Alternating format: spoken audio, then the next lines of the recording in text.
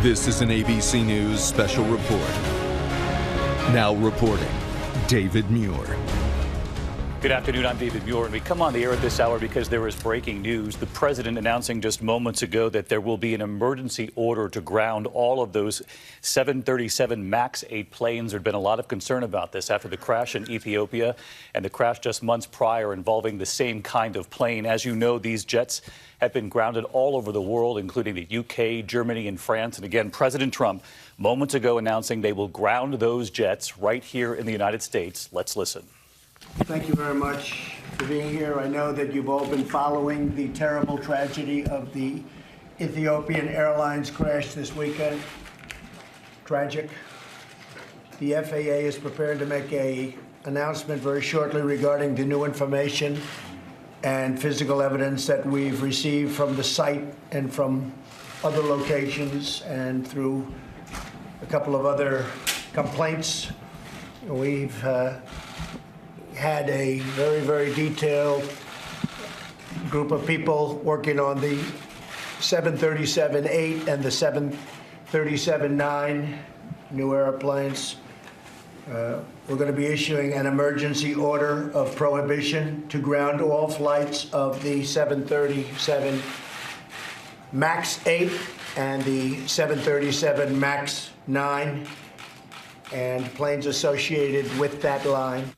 So there you have it, President Trump at the White House just a short time ago announcing that here in the United States, they are issuing an order to ground all of the Boeing 737 MAX 8 and 9 jets. You're seeing one of those jets right there in that video. There had been concern here in the U.S. because those jets were still flying, despite the fact that those passenger jets had been grounded elsewhere, as I mentioned at the top, in the UK, France, Germany, and in other countries. Obviously, all of this follows the deadly crash in Ethiopia. Everyone on board killed, including several Americans who were on board that flight, and of course the Lion Air crash that came just months prior with very similar descriptions of what might have happened that brought those jets down. I want to bring in ABC's David Curley, who covers aviation for us. And David, you've been reporting on this for days now, and pressure had been mounting on President Trump and on the administration to do something, especially given the fact that other governments around the world had taken action. There was a lot of public pressure to do something about this. The FAA said, though, that it was basing its decision not to ground on evidence. Canada just was the latest to ground the aircraft earlier today, and that minister in Canada suggested there is new evidence from satellite data. He didn't say what that data is, but suggesting some kind of pattern that they see between these two accidents.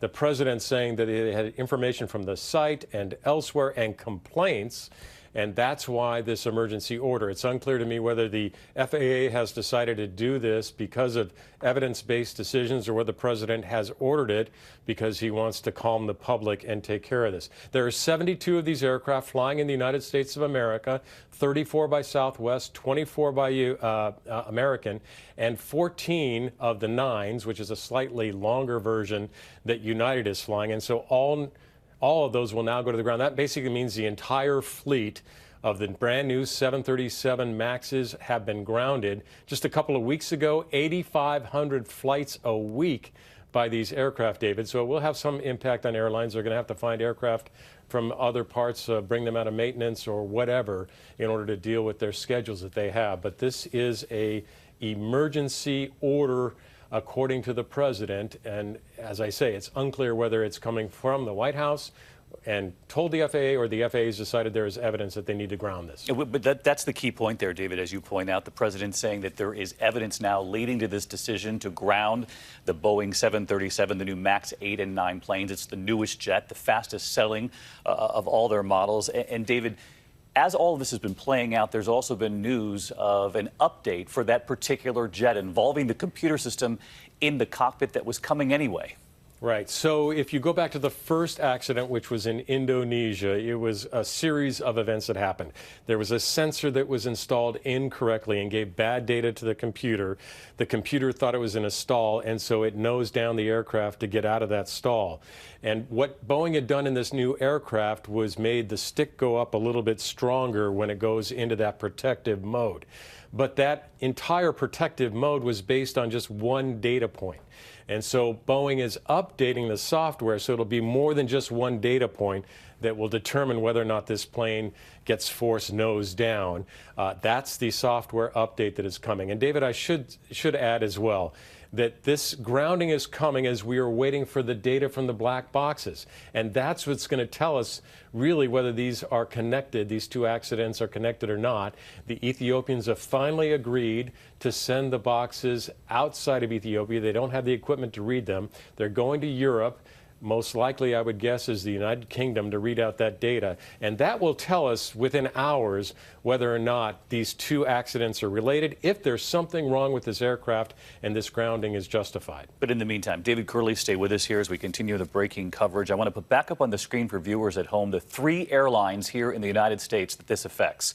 American Airlines, Southwest Airlines, and United Airlines all fly either the new 737 MAX 8 or the MAX 9. We know in our reporting on World News Tonight that viewers have been concerned, wondering if they're going to be getting on one of those flights. They should now know that President Trump moments ago ordered the grounding of those new jets. I do want to bring in Colonel Stephen Ganyard to pick up on a point that David Curley mentioned moments ago, that software update after the Lion Air crash that was connected to an error from a particular sensor that would, in effect, cause that jet to do sort of a nosedive. And now in this latest crash, a very similar description as of yet. Of course, we await the black boxes, but that would seem to be evidence in and of itself that there was a correction on the way, Stephen.